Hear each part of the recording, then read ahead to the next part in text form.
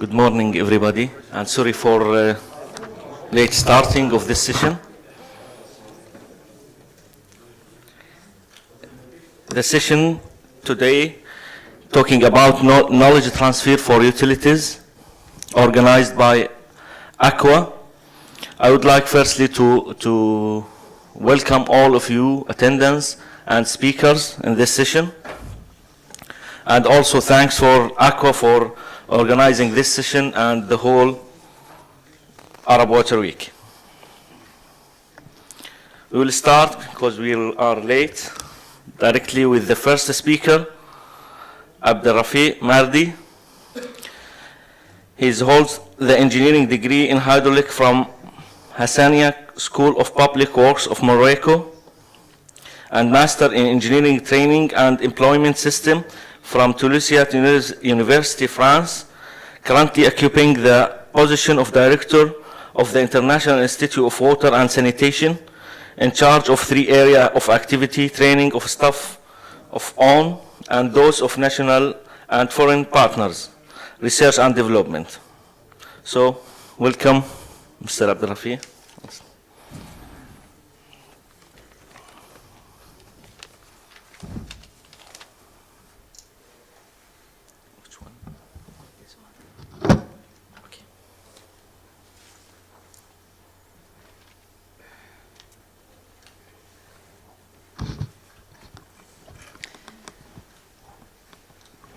Thank you, ladies and gentlemen.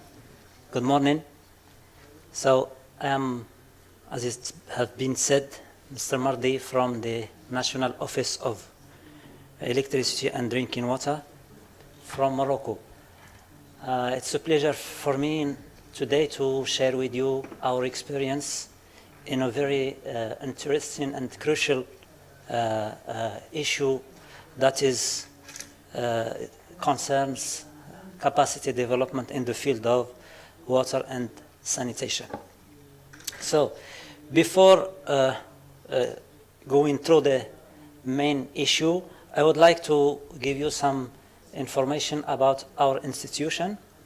We are belonging to the National Office of Electricity and Drinking Water, ONE, which is has been the measure in 1912. In 2012, it was created through the fusion of 2 offices. That was the Office of Electricity and the Office of Drinking Water. And now, here I am representing the branch water, not electricity. So, for the water domain, our office has missions that concerns planning of the water and sanitation for the whole country, and also it carries out the works, studies to implement projects of infrastructure projects, and also monitoring operation of installation of water and sanitation. It is also involved in management of water quality. Some figures concerning ONE branch, the water branch. We are almost more than 88,000 staff. And we are the main producer in terms of drinking water, the main producer. More than 80% of all drinking water produced in Morocco is produced by ONE.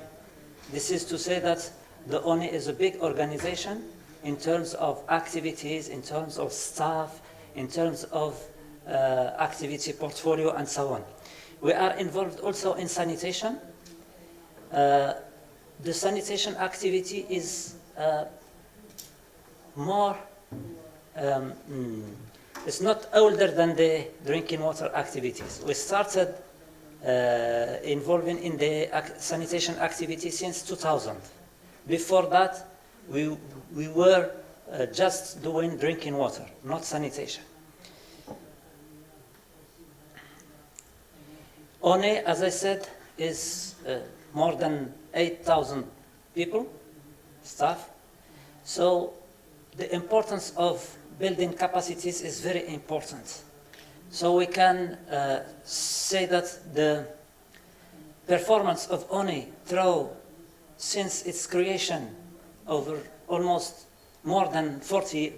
almost 50 years was thanks to the training and capacity building. And we started this already since since the creation of the ONI. ONI was created in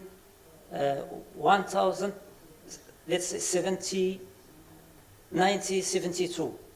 And a couple of years later on, we create the training center.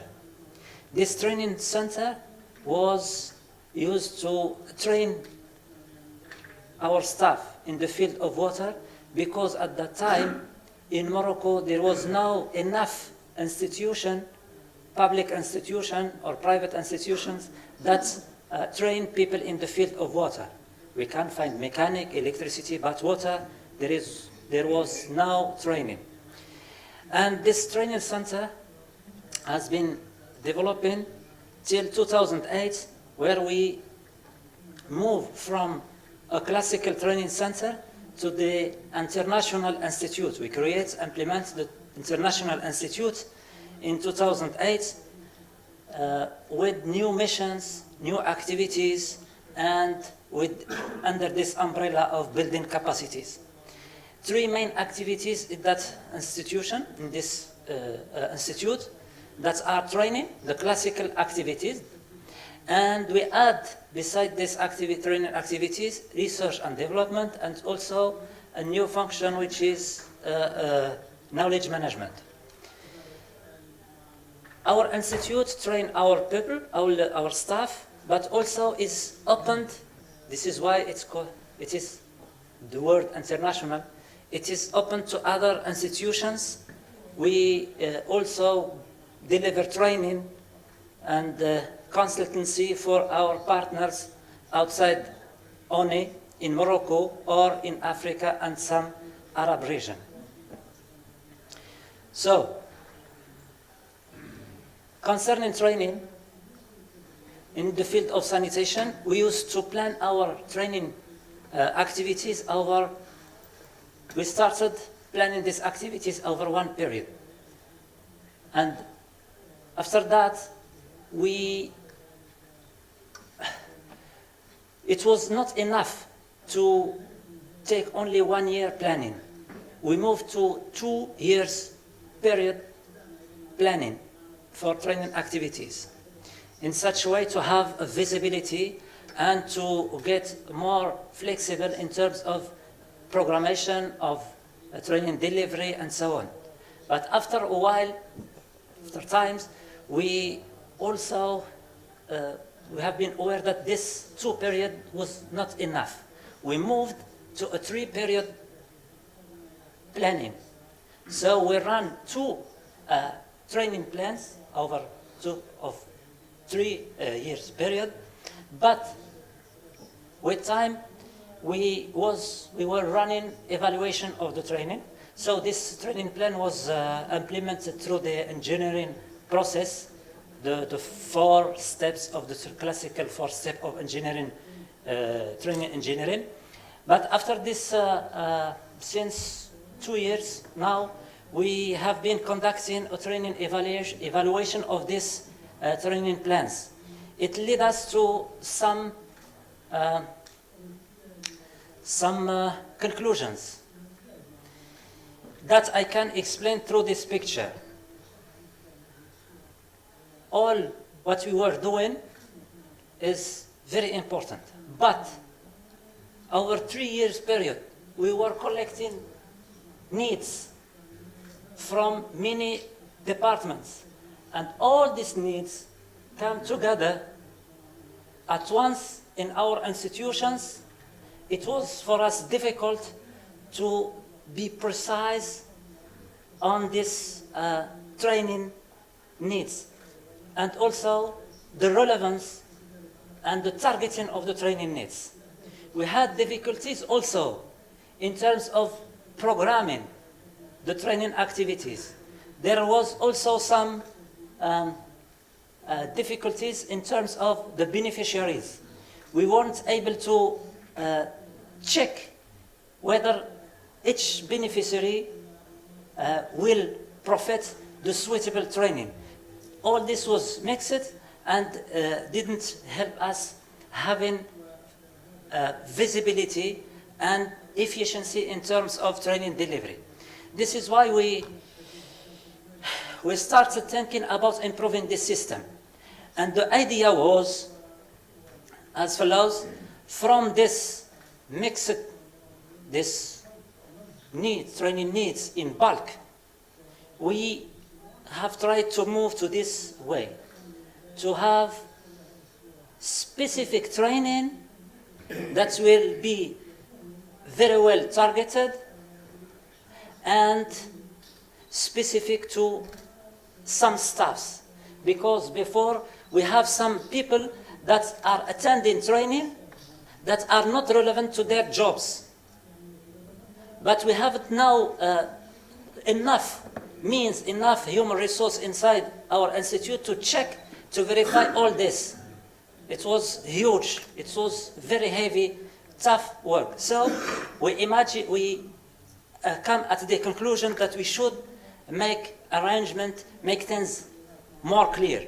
So we move from this, from the first way of working to this new way, and we end up with this approach, what we qualified as the programmation, training planification through professionalizing pathway.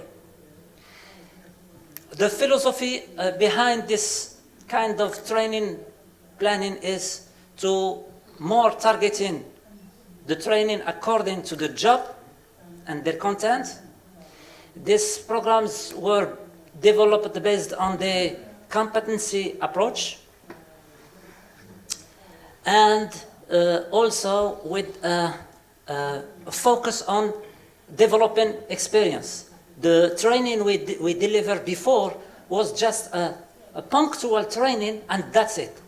This way of working, this new way of working, is to privilege, to favorite accumulation of experience. It will be like layers of knowledge, one layer over another one. In this way, we will accumulate experience over time. And also targeting the beneficiaries. The process to develop this professionalizing training pathway was like this. We started with job identifications. Let's say we have in ONEP, we have what we call the job descriptions and competency descriptions, but it was not updated. So for sanitation, we was facing this problem, this lack of information. We had to update our job descriptions. We did this work. After that, we identified the key competencies, mainly technical competencies. We focused only on technical competencies.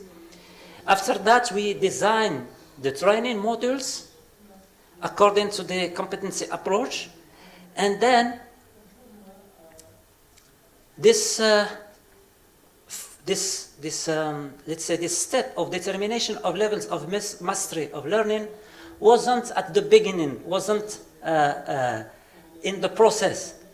But when we started explaining to the different departments the way we are working, the new training plan, we were facing some issues, some difficulties to explain for others to understand and to react positively to our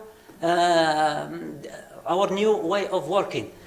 And the problem was pertaining to the level of training, because in our staff we have three main levels of staff: the operator, the technicians, and the engineers. So sometimes you can find one model the same, but with different levels, dependently to the college, to the staff category. So we add in a second phases, we add this, let's say this phase, this sub-phase in the process, and then at the end we build finally the pathway. This slide shows you how it works, an idea, a picture of our pathway of training. So, for example, this is a true one. It's real. So here we identify for specific activities. Sanitation was separated, was classified in many block of activities, and for one activities there was competencies that are identified and the training that will help developing the competencies, and the training modules were set in such way that there will be logic way to develop the experience, to develop the competencies, and we show people that, for example, before getting into module 8, you should follow the modules before, unless you are confident that you get the prerequisite for the previous modules. So in such way, we can target the people, we can give idea of people to positioning themselves in which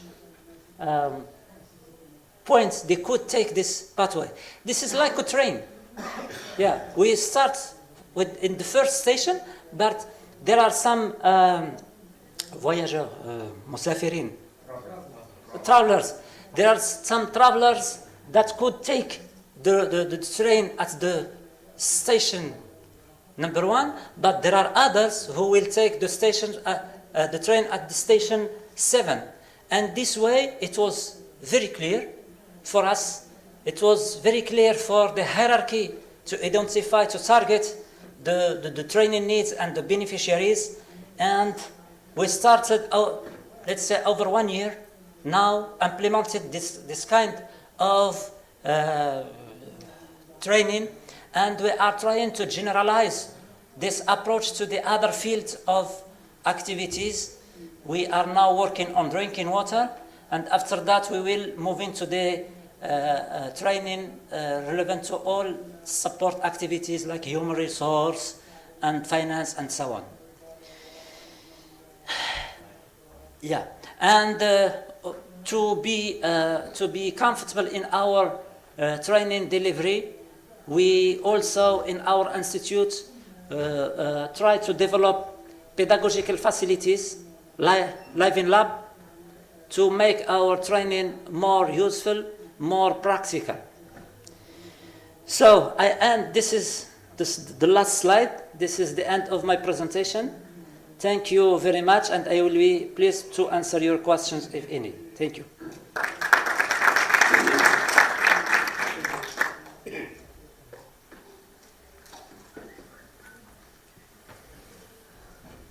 Any question?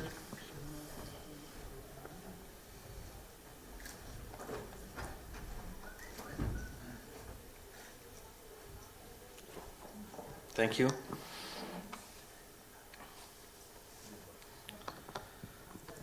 We know in the past was the challenge of how the infrastructure or the utility availability in our region, but now the challenge is how to increase the efficiency of these services by decreasing the operation costs, and these all needs instrumentation and needs software to reach this objective. The two presentations will cover this issue. The first one by engineer or Mr. Mu'tasim Jokdar.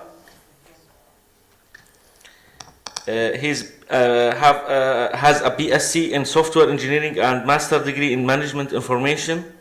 He's now a business development manager of Infograph at Esri Distributor in Jordan. More than 13 years of experience in geographic information system projects in Jordan and in the region, covering a diverse range of topics and the client types. Welcome, Mr. Mofisa. Good morning. صباح الخير.